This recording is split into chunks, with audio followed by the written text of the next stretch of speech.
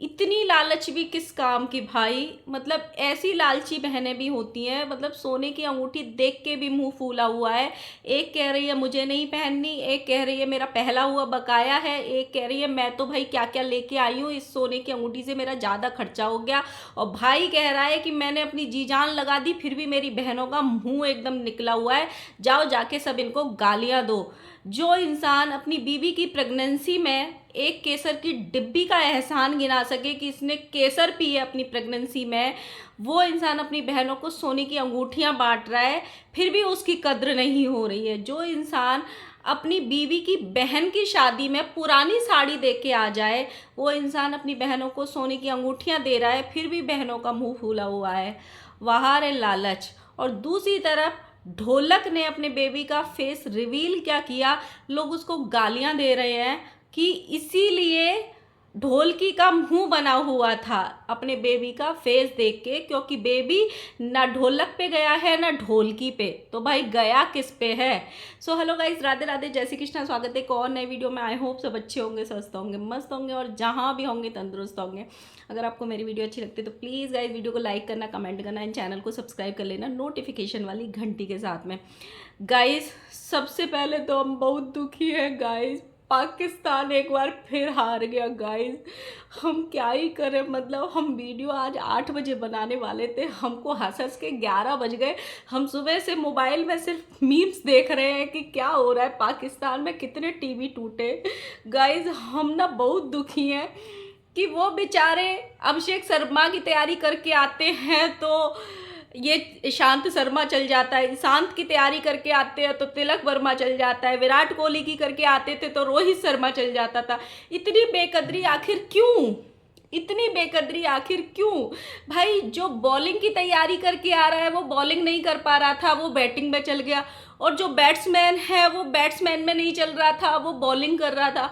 आखिर पाकिस्तान के साथ ऐसा अन्याय क्यों हो रहा है गाइस, हमको बहुत दुख हो रहा है। हम 2 दिन पहले से मीम्स देख रहे थे कि इस बार वो 70 जन्म का बदला लेने वाले थे। अब 70 जन्म तक याद रखेंगे। पाकिस्तान का वो डिसीजन एकदम सही था, वो डिसीजन एकदम सही था कि इस बार हम मैच नहीं खेलेंगे इंडिया से कम सालों उसी बात पे रुके रहते तो आज इतनी बेकदरी नहीं होती। हमको पूरी रात नींद नहीं आई है कि पाकिस्तान वाले बेचारे कहाँ छुप रहे होंगे और कितनी गालियाँ दे रहे होंगे इन लोगों को। एंड गाइस आप लोग बताना कि आपके दिल के जज्बात जो है वो क्या। देखो बहुत सारे टीम्स हैं, पर पता नहीं क्यों सारी टीम से जीतने की खुशी एक तरफ और पाकिस्तान को हराने की खुशी एक तरफ।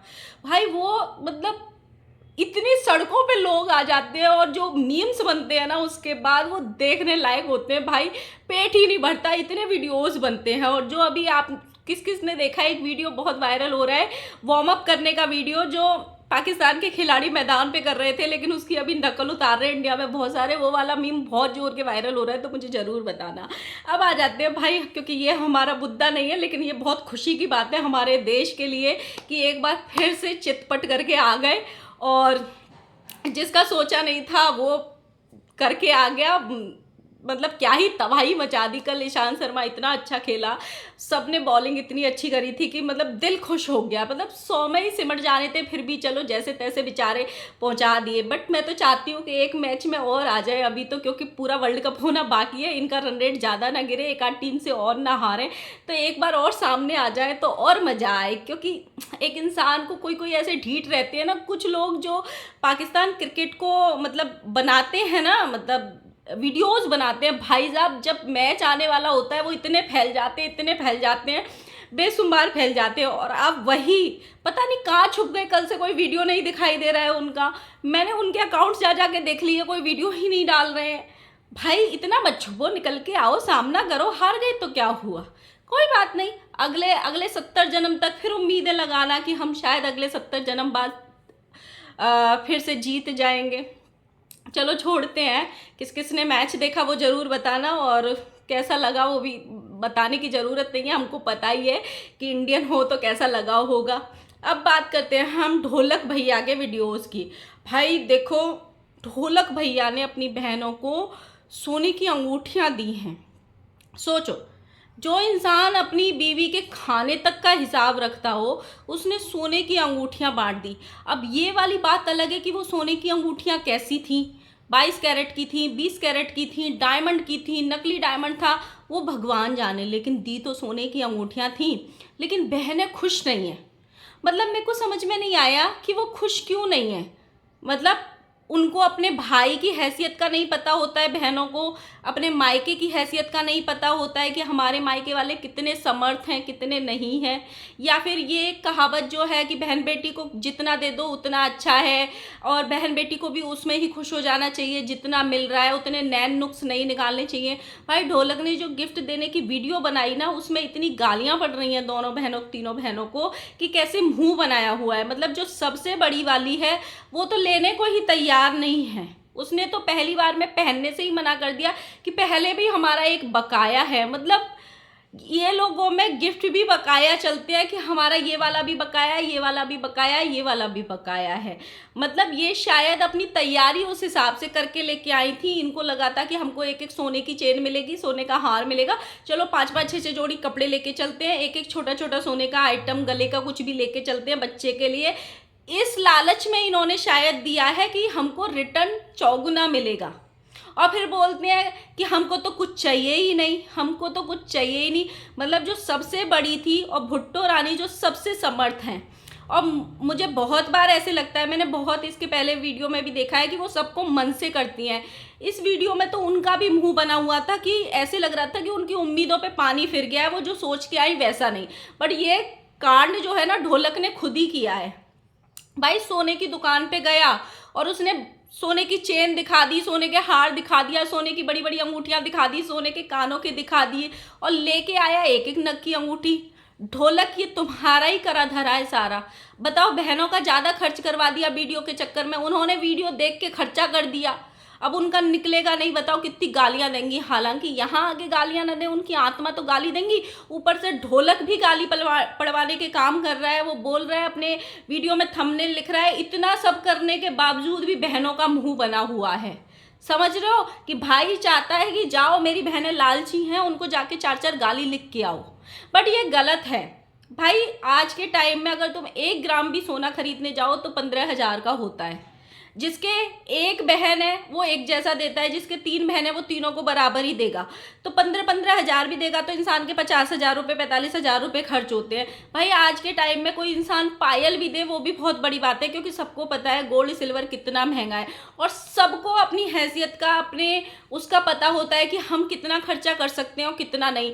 और इनको तो खुश होना चाहिए कि भाई इनकी भाभी हंस हंस के वो पहना रही थी अंगूठियां।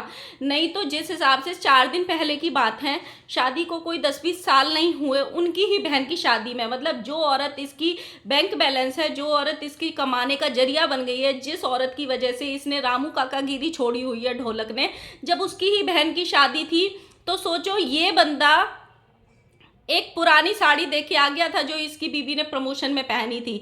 उसके लिए साली की शादी में इसके पास चांदी के पायल तक भी नहीं थे 5,000 रुपए के, कि हल्के से पायल तो दे दे जो जिंदगी भर एक याद रहेगी कि हाँ मेरी बड़ी बहन ने मेरे को कन्यादान में ये चीज़ दी थी। ये इतना है, मतलब बहन की कोई कीमत नहीं है, बीवी की बहन की, लेकिन अपनी बहनों को वो सोना दे रहा है। और बीवी उसमें भी खुश नजर आ रही थी वीडियो में कि चलो कोई बात नहीं, हम देते हैं। तो ये बहुत बड़ी बात होती है। नहीं तो उसकी भी बहन का उतना ही अधिकार है जितना आदमी की बहन का होता है। वो जबकि उसकी बहन की तो शादी थी, उसमें तो फर्ज था। अभी मैंने इसके मायके वाले देखे, जो भंजन इसकी ढोलकी है उसके मायके वाले आए थे, सब चांदी का सामान लेके आए थे। इवन जिस लड़की की अभी शादी हुई है वो भी चांदी का चेन लेके आई थी। और ये ढोलक इतना बेशर्म था कि शादी में पुरानी साड़ी पकड़ा के आ गया। तो इनको भी कहीं कहीं सोचना चाहिए कि भाई जब तुम बहनों के लिए इतना कर रहे हो, तो भाई जो बीबी तुम्हारे कमाने का जरिया है, ये खुद बोल रहा था 4 दिन पहले एक वीडियो में कि मेरी बीबी मायके जाने को बोल रही है, बट मैं नहीं भेजूंगा, क्योंकि भाई हाँ जो बात सच है तो सच है, हमारे वीडियो जिसके बिना नहीं चलते हैं तो हम इसको नहीं भेजेंगे। तो उसी की बहन को ये 5,000 रुपये खर्च नहीं कर सकता था, पुरानी साड़ी दे के आ गए। लेकिन बहनों को भी ये चीज़ समझना चाहिए भाई, इतनी भी उम्मीदें नहीं पालनी चाहिए। भगवान की कृपा से अगर खुद करने में सब सक्षम हो, तुम्हारे पास सब कुछ है, तो जो इंस्टेंट मुंह बनता है ना, लोग उसको देखते हैं। तुम अंदर से कितने खुश हो, तुमने बाद में कितनी बड़ाई करी कि हाँ हमारे भाई ने अच्छा दिया, वो कोई मैटर नहीं करता। लेकिन जो उस टाइम पे तुम्हारे फेस के जो रंग बिरंगे चेहरे थे वो जो उसमें रिकॉर्ड हुए ना, वो ज़्यादा मायने रखते हैं। मतलब एक भंडना जीजी ने तो भी ये बोला कि ठीक है जिसने जो दिया सब अच्छा है, और उसने तुरंत एक बार में अपनी रिंग पहन भी ली। मतलब बाकी दोनों का तो मुंह ही सड़ गया भाई, खासकर सबसे बड़ी वाली का। वो तो पहनने को ही राजी नहीं, उसको तो ये था कि भाई मुझे तो सोने का हार ही चाहिए। वो तो वीडियो रिकॉर्डिंग चल रही थी हर तरफ से, तो वो बोल नहीं पाई, नहीं तो वो बोलती। और जिस हिसाब से इनके घर में कंटेंट की भाई लड़ाई होती है वो तो देखने लायक है। जीजा साले की मैंने एक वीडियो देखी भाई, कितने वाहियात तरीके से ये लोग लड़ रहे थे।